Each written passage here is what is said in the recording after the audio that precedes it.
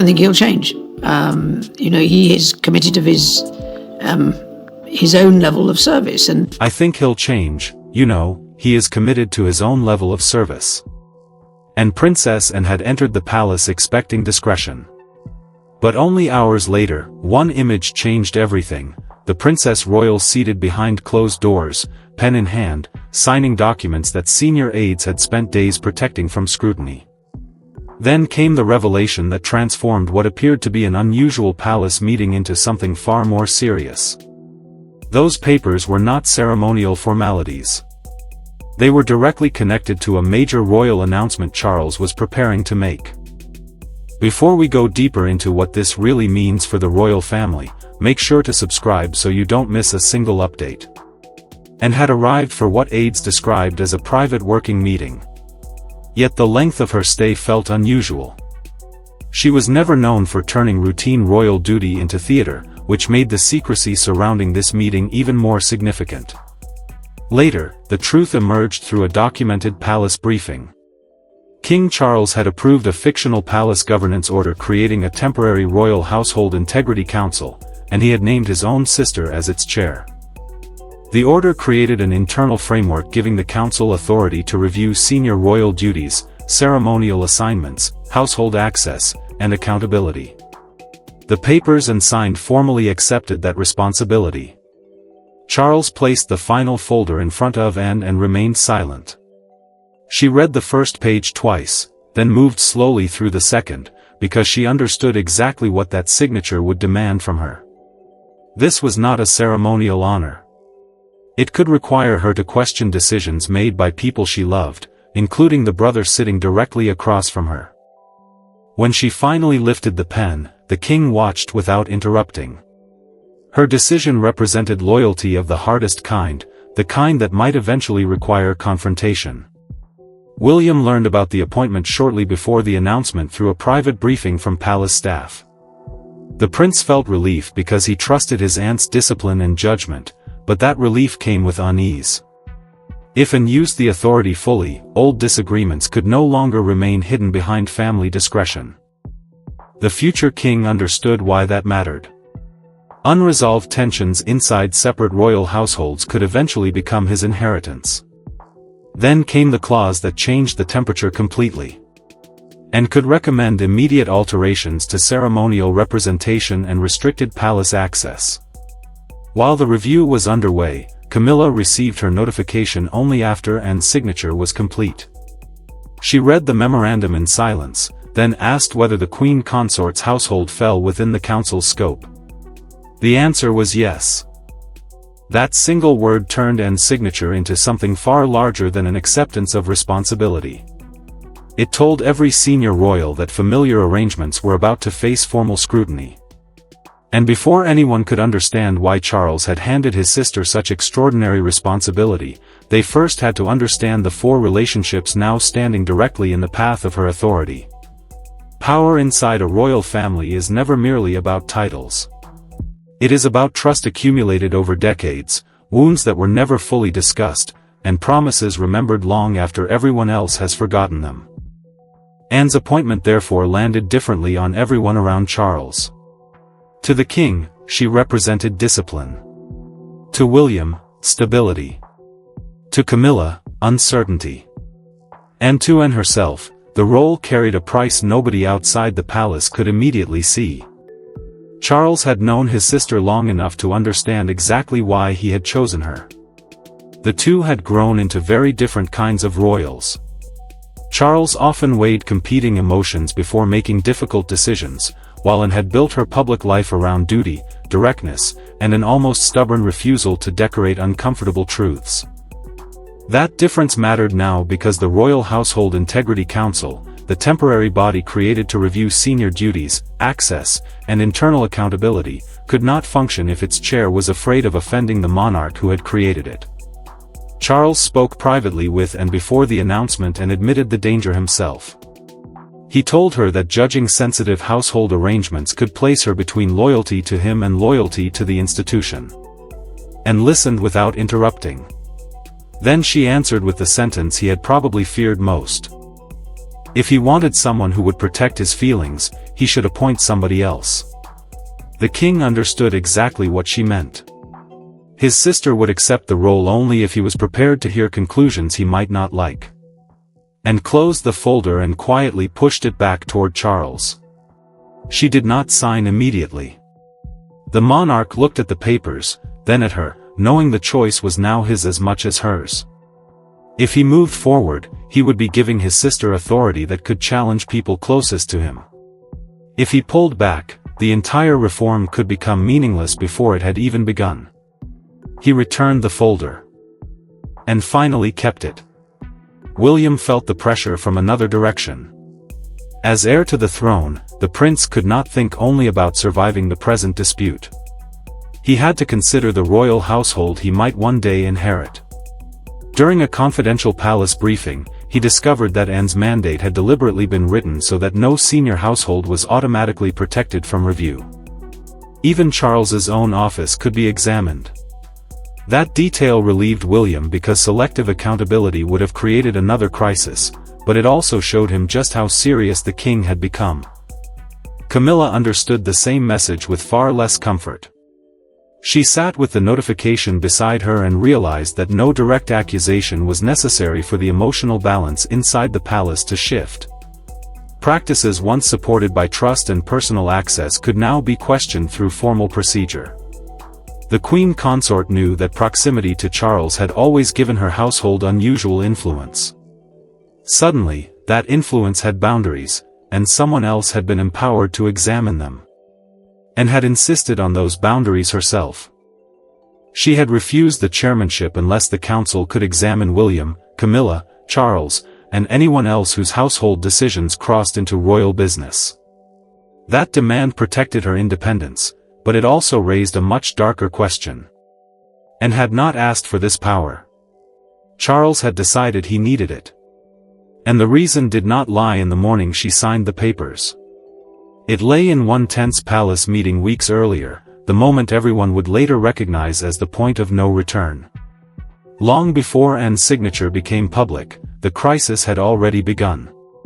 It started without shouting, scandal, or spectacle. A meeting at Windsor was supposed to settle a routine disagreement over upcoming royal duties. Instead, one decision exposed just how badly trust had fractured behind closed doors. Charles watched two competing versions of palace authority collide in front of him, and by the time that meeting ended, the king understood that informal understandings were no longer enough. William had walked into the conference expecting another difficult but manageable discussion. For weeks, separate royal offices had been disagreeing over who could approve changes to ceremonial schedules, household access, and representation at major engagements. A ceremonial schedule was simply the official plan showing which royal attends, speaks, or appears at a formal event. Yet those plans carried enormous weight because they defined responsibility in public. The prince had already noticed that old customs were being interpreted differently depending on which household issued the instruction, and had tried to remain outside the dispute. She respected Charles, understood William's frustration, and knew Camilla believed she was protecting the king. But she refused to become the permanent referee between three competing households. That distance ended during a fictional Windsor castle planning conference 3 weeks before the announcement. An aide placed a revised remembrance ceremony schedule in front of William. He immediately saw that his assigned role had been changed without his office being consulted. William looked across the table and asked who had authorized it. Camilla answered that her private office had approved the adjustment because Charles was already carrying an exhausting schedule. The Queen consort defended the decision as protection, not interference. The prince kept his voice controlled, but the anger underneath it was unmistakable. He told her that helping his father was not the issue. The problem was discovering decisions about his own responsibilities only after those decisions had already been made. Charles tried to calm them both. But Anne interrupted with a simple request. She asked to see the authorization chain, the record showing who had requested, approved, and communicated the change. The princess listened as aides struggled to explain where advice had ended and formal authority had begun. That hesitation changed everything. What had looked like one scheduling dispute suddenly exposed a system in which personal access could easily be mistaken for official power. William placed the revised schedule flat on the table and slid it toward Charles. The king read the altered line, removed his glasses, and said nothing for several seconds. Camilla remained firm that protecting him had been her intention, while William repeated that intention could not replace process. And watched her brother absorb the damage. Charles asked his sister to remain after everyone else left. He admitted that the monarchy could not continue operating through assumptions about who was allowed to decide what. And gave him one uncompromising answer. If he wanted clarity, he needed rules strong enough to constrain everyone, including himself.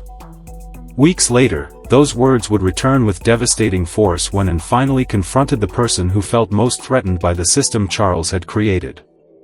There were no cameras, no secretaries taking notes, and no senior courtiers available to soften the language. And asked to speak with Camilla alone. By then, both women understood exactly what the newly signed order represented. This was not a battle over affection or status. It was a confrontation over boundaries, and over whether years of informal influence had allowed different members of the royal household to operate according to completely different assumptions. And began with one point she wanted understood immediately. The Integrity Council was not created to humiliate Camilla. It was not a tribunal searching for someone to punish. It was a temporary internal body designed to separate personal influence, household advice, and official royal responsibility. That distinction mattered because the Queen Consort's office sat unusually close to Charles. Proximity to the king naturally gave her staff access and influence that other households did not possess. Camilla did not avoid the question hanging between them. She asked and directly whether the Windsor scheduling dispute amounted to an abuse of power. The Princess Royal refused to soften the answer. She explained that the motive was not the central problem. The process was. A decision involving William's official role had been changed without his household being properly consulted, and that was dangerous because good intentions could still create bad precedent if nobody knew where authority actually began and ended. Camilla pushed back with something far more personal. She told Anne that she had spent years trying to protect Charles from pressure, exhaustion, and impossible demands. The Queen Consort admitted that she sometimes moved quickly because hesitation felt like failing him. And listened. But her answer remained firm. Protecting the king could not mean creating uncertainty around everyone else's responsibilities. If one household could act first and explain later, resentment would eventually become part of the system. Then Anne delivered the revelation that changed the entire conversation. In a documented authorization attached to the review, Charles had personally approved examination of the communication surrounding the Windsor incident. Camilla went still. The king had not simply created a council and stepped away. He had given his sister permission to examine decisions made close to him, even when those decisions involved the woman beside him. Camilla finally asked the question she had been holding back. Did Anne intend to recommend removing any of her current privileges? The princess offered no comfort she could not guarantee. She said the conclusions would follow the evidence, not emotion. That answer cut deeper precisely because it was so controlled. Camilla reached for the memorandum, folded it once, then stopped. And quietly told her not to destroy or alter anything connected to the review. The Queen Consort slowly placed the paper back down. That moment left Camilla shaken. But the greater shock was still ahead. Because the real force behind Anne's appointment was not the title Charles had given her. It was the extraordinary safeguard hidden inside the order itself.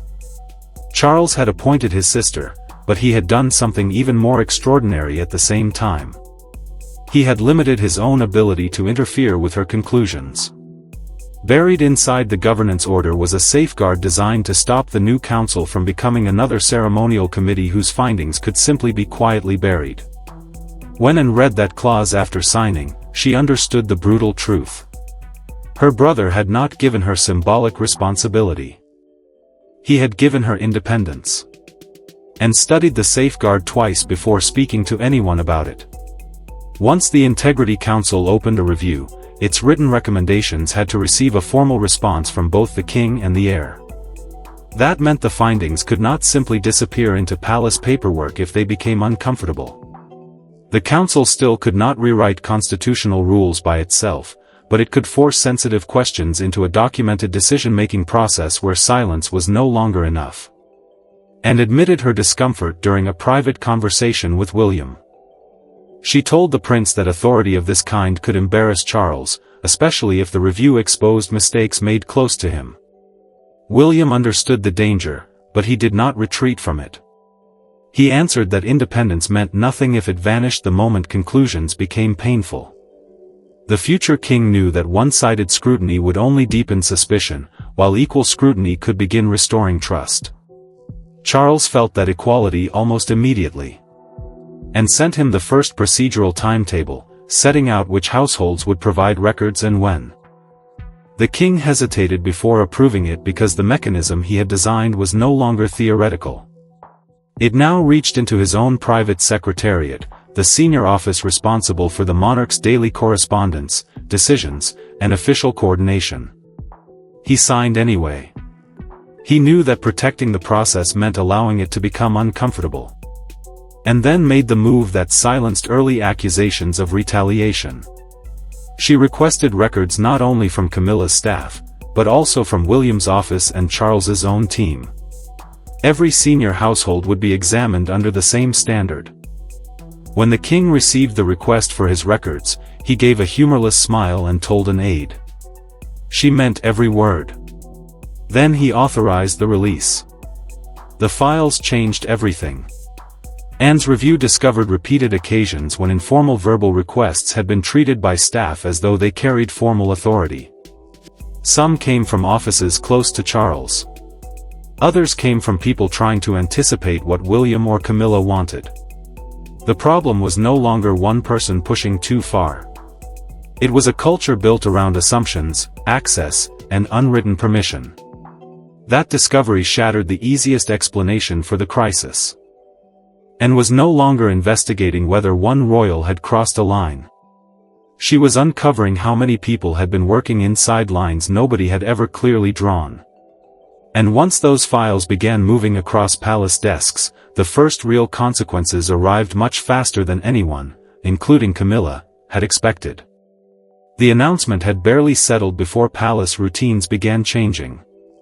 Nothing looked dramatic from the outside. No title disappeared. No royal was publicly condemned. But inside the household, small privileges that once depended on familiarity suddenly required written authorization. Staff members who had spent years navigating unwritten expectations found themselves facing new boundaries. And Camilla experienced the reality of Anne's appointment in one painfully simple moment. Camilla sent an aide to amend one upcoming engagement, expecting the change to move through the usual channels.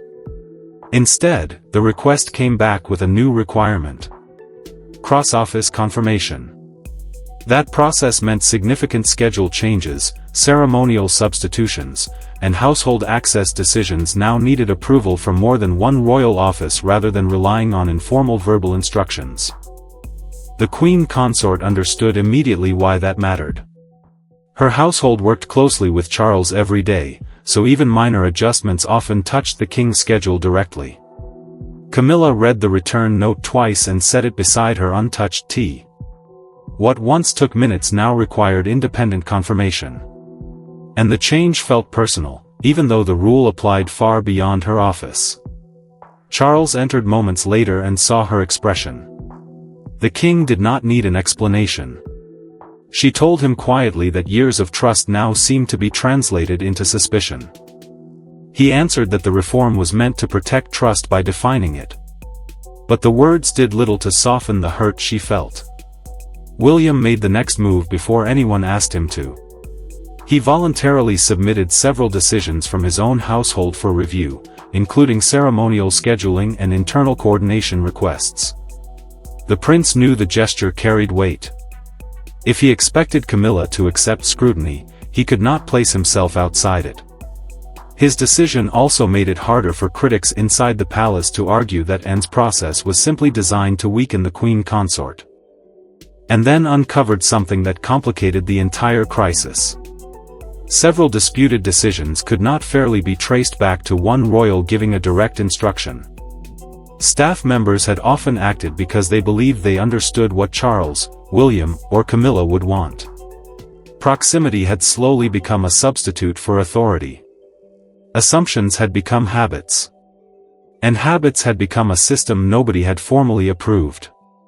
That discovery forced Anne to reconsider what accountability should actually mean. Punishing one person would be simple. Repairing a culture built around unwritten expectations would be far harder. Camilla, meanwhile, suddenly had an opening she had not expected. The chance to prove that the problem was wider than her own household. The fallout had exposed pain on every side. But the story would change only when Anne and Camilla sat down again, not as rivals trapped inside palace procedure, but as two family members with nobody else in the room. The second conversation between Anne and Camilla began differently from the first. There was no disputed memorandum between them. No staff member waited beyond the door carrying another file. For the first time since the crisis began, both women spoke without defending a household, a title, or a procedure. What emerged was not friendship suddenly restored, and not disagreement magically erased. It was something more valuable. A recognition that they had been fighting over intentions, while the real problem was ambiguity. Anne spoke first, and this time her tone carried less steel. She explained that the review had uncovered inconsistent practices across several royal offices, not just within Camilla's household. The Windsor incident now looked less like a single act of overreach and more like evidence of a wider structural weakness. That mattered because the crisis could no longer be solved by blaming one person. If the same confusion existed around Charles and William as well, then the problem belonged to the system itself. Camilla listened carefully as Anne explained that the prince's office and the king's staff had both been ordered to change procedures. William's team would face the same written approval requirements, while Charles's staff would have to document requests that previously moved through private conversations. The queen consort realized the reform was not closing in around her alone. For the first time, the scrutiny felt less like isolation, and more like a painful attempt at consistency. Camilla then admitted what the review had done to her emotionally. She said that decades spent standing beside Charles suddenly felt as though they were being judged in a single week. The queen consort had believed loyalty would speak for itself. Yet now every action seemed open to suspicion. And answered without hesitation. Loyalty had never been the question. The princess told her that unclear authority could damage loyal people precisely because nobody knew where responsibility truly rested. Then Anne revealed something she had kept private. Accepting the chairmanship had frightened her. She feared the process could permanently damage her relationship with Charles and divide the family into competing camps. Her brother had trusted her to be independent, but independence carried a brutal cost when every conclusion touched someone she cared about. Camilla surprised her with the next move. She offered to support standardized written limits around her own household's authority, provided the same limits applied equally to everyone else. Clearer boundaries, she admitted, might protect both her and Charles from future accusations.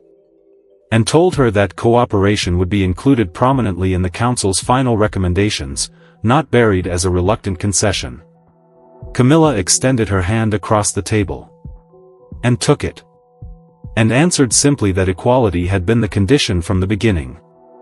But while the two women finally found common ground behind palace doors, the world outside had already transformed Anne's mysterious signature into a royal drama of its own. By morning, the private logic behind Anne's appointment had collided with the public hunger for a dramatic royal showdown. The photograph of the Princess Royal signing the papers became the defining image of the day. Every gesture was analyzed. Every absence became suspicious. Yet the palace's eventual explanation complicated the simplest narratives because the new system was not designed to remove one woman. It was designed to stop any royal household from operating through unchecked assumptions again. And suddenly found herself at the center of a storm she had never tried to create. Commentators debated whether Charles had effectively brought his sister into the monarchy's internal decision-making structure. While palace watchers treated every detail as evidence of a deeper struggle, the Royal Household Integrity Council, the temporary internal body created to review senior duties, access, and accountability, was finally confirmed in a concise palace statement. Crucially, the announcement made clear that the review applied across senior households, not just to Camilla. William watched the coverage with growing frustration. The prince had supported the process because he believed clear rules could reduce future conflict. Yet television panels were turning it into an Anne versus Camilla battle. He understood the danger immediately. If the public saw the reform as revenge, every genuine attempt at accountability could be dismissed as another family feud. After one commentator again reduced the story to personal rivalry, William lowered the television volume and told an aide that people would understand only when they saw who was willing to live under the same rules. Camilla faced the same storm from the opposite side. Her name dominated headlines.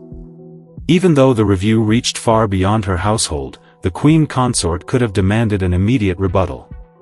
Instead, she chose restraint. During a documented private conversation with Charles, she agreed that Anne's final recommendations should speak for themselves.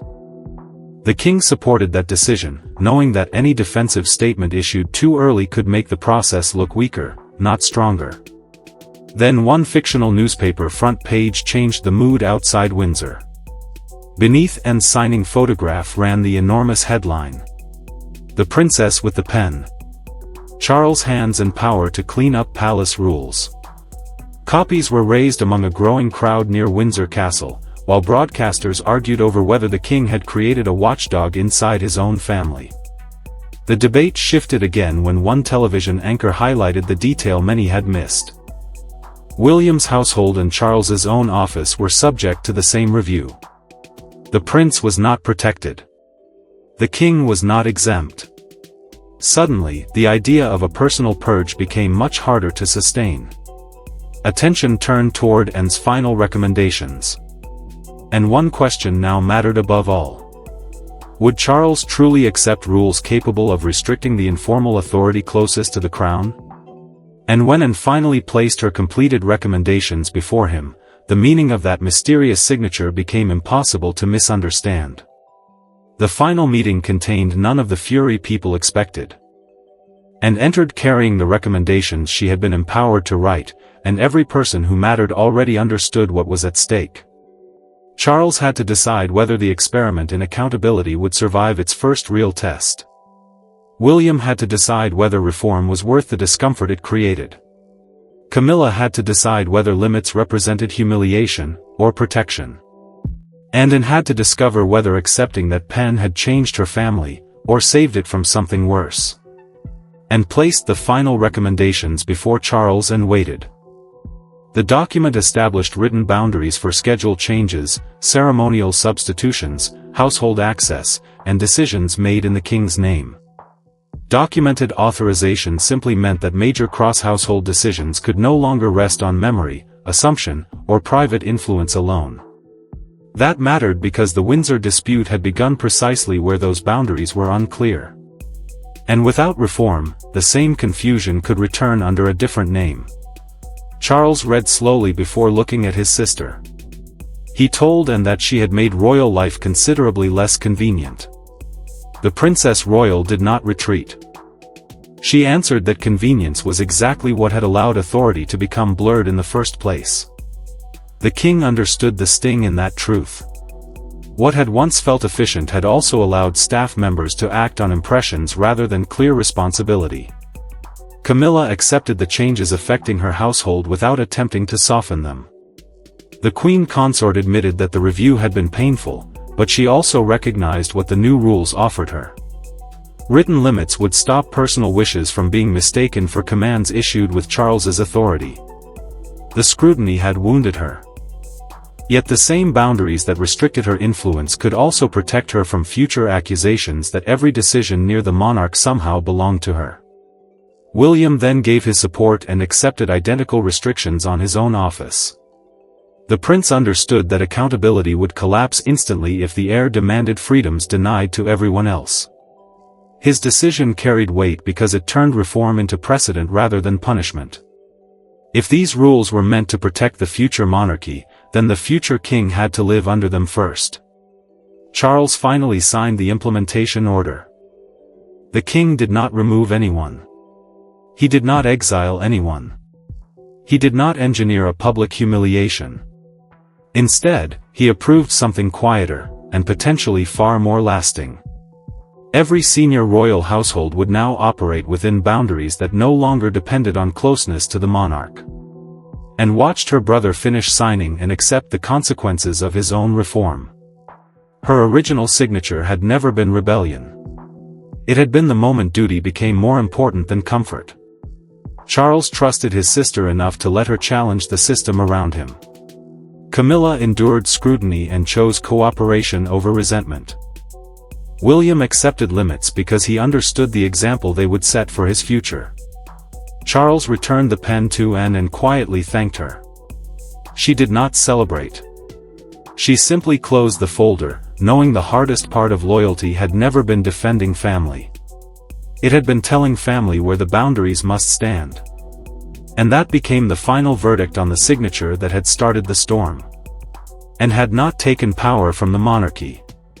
She had helped force the monarchy to define how power should be used.